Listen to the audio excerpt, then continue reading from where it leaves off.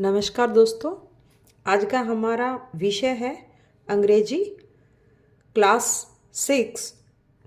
Text book है Daisy, unit 7B, Indian weavers, भारतीय जुलाहे।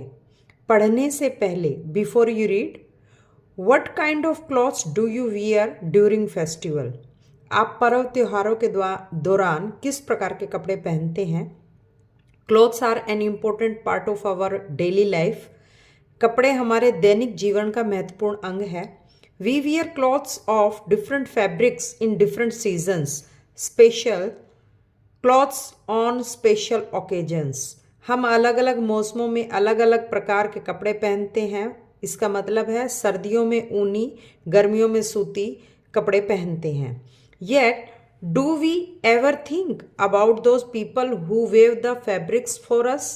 फिर भी क्या हम कभी सोचते हैं कि हमारे लिए ये कपड़े कौन बनाता होगा?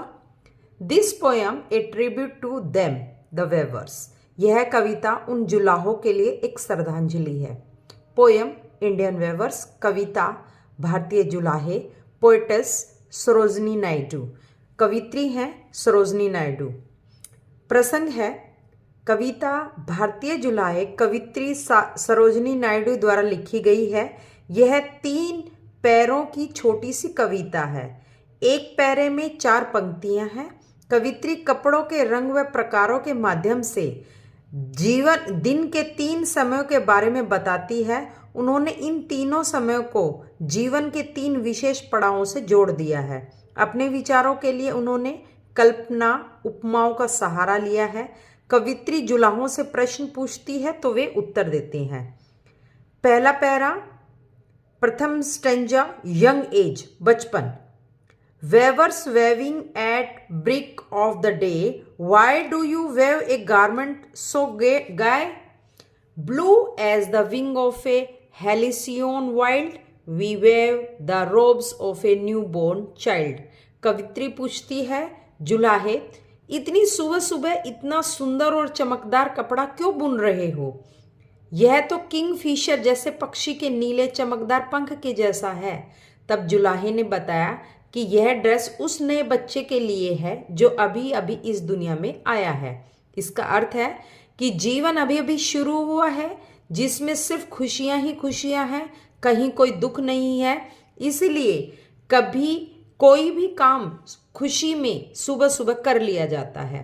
स्ट्रेंजर 2, अडल्टहुड, वयस्कता। Para 2, weavers weaving at fall of night, why do you weave a garment so bright? Like the plumes of a peacock, purple and green, we weave the marriage veils of a queen. इस दूसरे पैरे में कवित्री दोबारा भारतीय जुलाहे से मिलती है। इस बार रात होने वाली है, लगभग सूरज डूबने वाला है। जीवन के दूसरे पहर में अधिकतर भारतीय समाज में शादियां होती हैं। कवित्री पूछती है कि इस बार पक्षियों के रंग बिरंगे पंखों जैसे रंगीन, मोर के पंखों वाले रंग, हरा, बैंगनी आदि जैसे रंगों के कपड़ों से आप क्या बना रहे हैं? तब जुलाहे ने उत्तर दिया, वे रानी की शादी जैसे पर्दों वाली ड्रेस बना रहे हैं। यह जीवन के दूसरे पड़ाव की तरह है। इसमें मनुष्य सक्रिय रूप से कार्य करता है, प्यार करता है, शादी करता है, अपने जीवन में उन्नति करता रहता है। इस पैरे में पर्पल और ग्रीन रंग दुख और खुशी दोनों का प्रतीक है।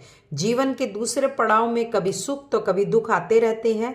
यह वयस्क का जीवन होता है। यह ना तो बचपन होता है ना बुढ़ापा। Stanza 3, death. पैरा 3, मृत्यु। Weavers weaving solemn and still, what do you wave in the moonlight chill? White as a feather and white as a cloud, we wave a dead man's funeral shroud. इस तीसरे पैरे में कवित्री ने पाया कि जुलाहा बहुत गंभीर और शांत है। वे चुपचाप हैं, दुखी हैं। वे रात की चांदनी रोशनी में क्या बुन रहे हैं? रात खत्म होने को है। ये सफेद पंखों जैसा कपड़ा क्यों बुन रहे हैं?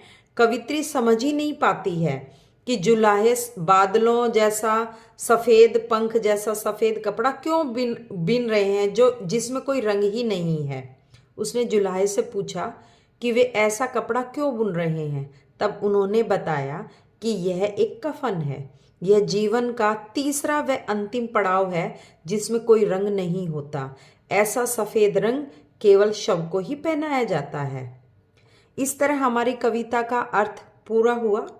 अब हम जानते हैं नो द वर्ड्स, नए शब्दों के बारे में, और इन शब्दों को कवित्री ने यहाँ पर किस रूप में प्रयोग किया है। मुश्किल शब्दों के अर्थ हैं। पहला है हैल्सियोन, ए मिथिकल बर्ड, एक ऐसा काल्पनिक पक्षी जो देखने में एकदम किंगफिशर के जैसा होता है। 2 गारमेंट, ड्रेस। गारमेंट ड्रेस का मतलब होता है कपड़े या ड्रेस, पहनने की ड्रेस। 3 वाइल्ड, अनटेम्ड, जंगली, वैसे जंगली जो पालतू ना हो। 4 रोब्स, फाइन सेरेमोनियल क्लॉथ्स, बारीकी से बुना हुआ कपड़ा जिसे बहुत ध्यान से बनाया जाता है। 5 प्लम्स, फेदर्स, पंख, पक्षियों के पंख। 6 veils, head cover which partially hides the faces, ऐसे सिर को इस तरह से ढकना कि फेस भी ढक जाए, इसे हम पर्दा या घूंघट भी कहते हैं। 7 सोलमन एंड स्टिल, यहां पर सीरियस, गंभीर व शांत, कि एकदम शांत व्यक्ति। 8 funeral shroud, a cloth that covers a dead body, एक ऐसा कपड़ा जो शव ढकने के काम आए, जिसे हम कफन भी कहते हैं। 9 moon light chill, cold night यानी सर्द रात, जब रात बहुत बीत जाती है तो वो और ज़्यादा सर्द हो जाती है। इस प्रकार हमारा कविता का व्याख्या पूरी हुई। अब हम अगले वीडियो में इसके एक्सरसाइज को करेंगे। अगर आपको मेरा वीडियो पसंद आया है तो कमेंट करके बताएं कि मुझे और किस विषय पर वीडियो बनानी चाहिए। कृपया कमेंट जरूर करें।